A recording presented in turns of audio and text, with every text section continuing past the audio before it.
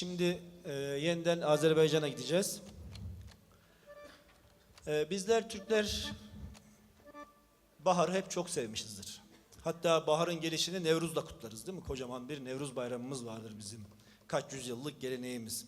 Bu türküde baharın gelişini, doğanın uyanışını, baharın güzelliğini anlatıyor. Bahar gelende mende diyecek Aslı İpek Durak solistimiz. Ardından Bulgaristan Türklerinden alınan bir türkü var. Bahçenizde gül var mı?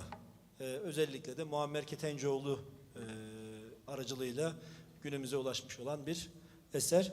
Onu da koromuz seslendirecek.